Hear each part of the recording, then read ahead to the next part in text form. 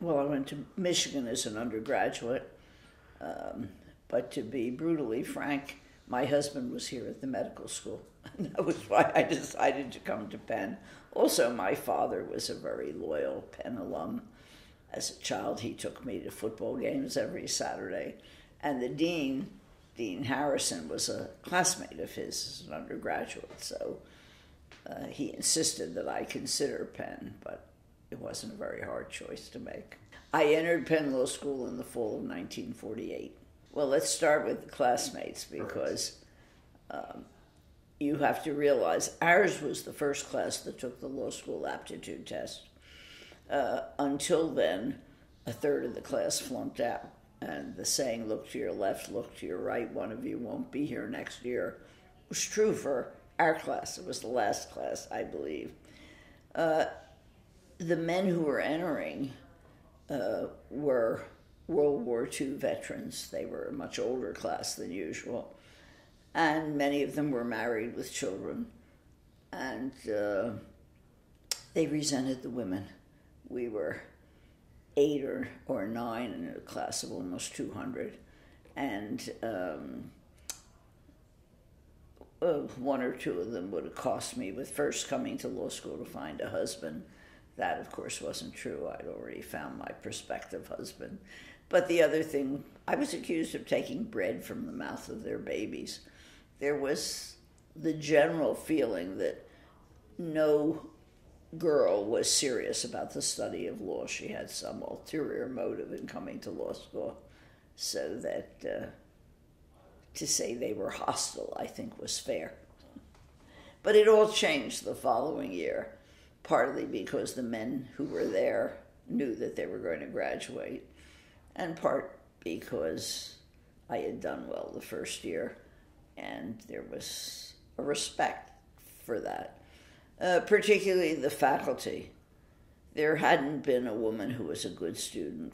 Well, if you make that the equivalent of being on law review, for some time. And I think the faculty came around as well. So the last 2 years were much pleasanter than the first. Oh, we became good friends. I have, to this day, I'm friendly with Jenny Crowley, who, she was Jenny Maffei then, and we roomed together the first year down the street on 34th Street, in a house that no longer exists. And I was a bridesmaid at her wedding, and we were very close friends. There was a very bright girl, Phyllis Halpern, but she wasn't so much interested in the practice of law. She founded an insurance company. And Regina Haig, Alexander Haig's sister, was in my class, and she was a very interesting and fine young woman. There was in the other section a young woman who was smart, but I think it's fair to say emotionally disturbed. And we all had a good laugh when one of the professors who rode her very hard gave her the highest grade in his class and enabled her to stay in law school and not flunk out. We were good friends. Well, the first year I learned that not many people thought women should practice law.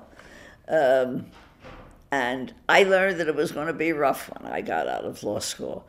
And I think that's something the young women today don't experience, because there are so many women in law school, at least half the class usually. They're unprepared for the hostility that greets them when they leave.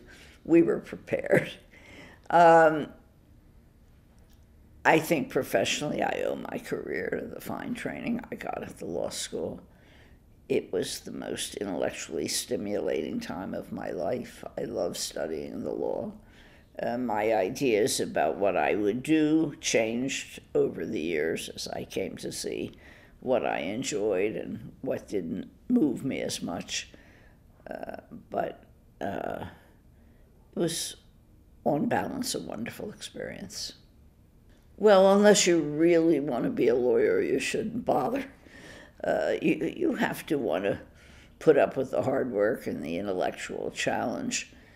I think that being a lawyer is a wonderful thing. you have an opportunity to earn a living, not as good a living maybe as a few years ago, but you can help people. There are many ways in which lawyers help people. You have a choice of doing things different ways. If you leave the law and go into business, I believe the intellectual background you have as a lawyer is exceptionally helpful. Studying the law gives you a perspective on human civilization and the purpose of human activity.